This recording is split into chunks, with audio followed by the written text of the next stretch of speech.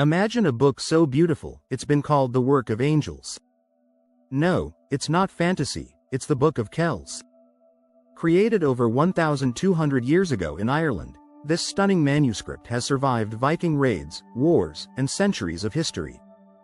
Join me as we uncover the story behind the legendary Book of Kells, a masterpiece that blends art, faith, and mystery. The Book of Kells, one of the greatest treasures of the medieval world, and perhaps the most beautiful manuscript ever created. But how did it come to be? Who were the monks behind its creation? And why has this book captivated people for over a millennium? Our journey begins around the year 800, in a place called Iona, an island off the coast of Scotland.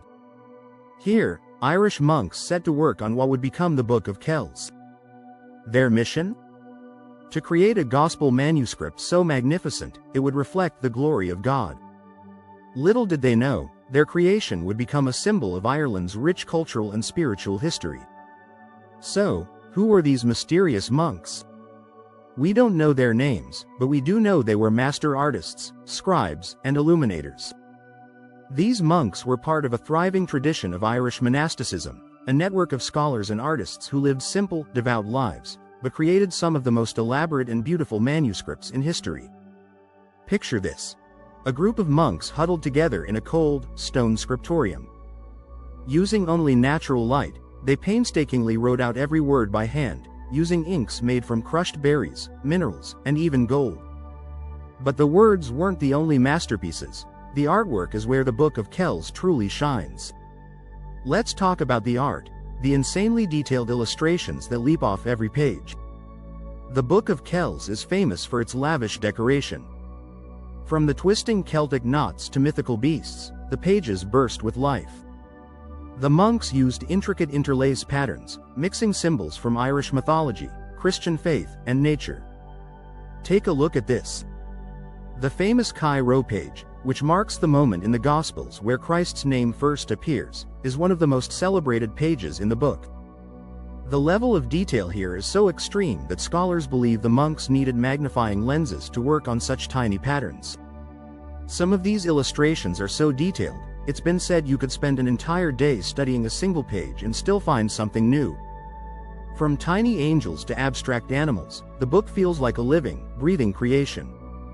But the Book of Kells isn't just about art, it's about faith. The book contains the four Gospels, Matthew, Mark, Luke, and John, written in Latin. It was meant to be read aloud during Mass, to bring the story of Christ to life for the congregation. Think of it like this. The Book of Kells was a visual sermon. The illustrations weren't just decoration, they were designed to inspire devotion, awe, and wonder in everyone who saw them. The book became a powerful tool for spreading Christianity across Ireland. But it's not just a religious artifact. The Book of Kells is also a symbol of Ireland's cultural identity. It represents a time when Irish monasteries were centers of learning and creativity, producing works of art that influenced Europe for centuries. Now, the story of the Book of Kells takes a dramatic turn: Vikings.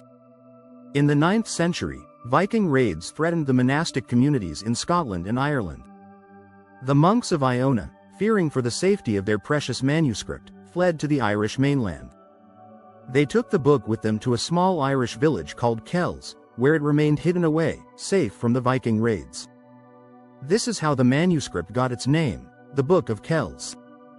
And for centuries, the book stayed there, protected by the monks, until it was rediscovered and recognized for the treasure it truly is. Today, the Book of Kells is housed at Trinity College in Dublin, where it draws visitors from all over the world. People come to see this incredible piece of history, not just for its beauty, but for what it represents: Ireland's deep connection to art, faith, and resilience. Over 1,200 years later, the Book of Kells continues to inspire. It's a reminder of the power of creativity, dedication, and faith. And while the pages may be fragile, the story behind them is anything but. So, why does the Book of Kells matter today? It's not just a work of art or an ancient relic, it's a window into a time when monks, using only their hands and their faith, created something so enduring and beautiful that it still captures our imagination. The Book of Kells stands as a symbol of Ireland's unique cultural heritage, a testament to the power of creativity, and a reminder that even in dark times, beauty and faith can light the way. Thanks for joining me on this journey through the history of the Book of Kells. If you enjoyed this deep dive into medieval Ireland, don't forget to like, subscribe, and leave a comment below with your thoughts on this incredible manuscript. What other pieces of history would you like to learn about? See you next time.